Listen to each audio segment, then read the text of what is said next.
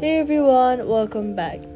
If the TT app shows a network connection or a network error, first check whether other apps that you're visiting work on your phone. Next, swipe down from your screen and then turn on airplane mode. Wait for about 10 to 15 seconds, then turn it off to reset your connection. Next, switch between Wi Fi and mobile data to see if one works better. After that, you're going to go ahead and restart your phone to refresh background network issues. If you're using a VPN, disable it and try again. If the error persists, TD servers may be temporarily unavailable, so wait and try again later, and that's it. Subscribe for more quick fixes.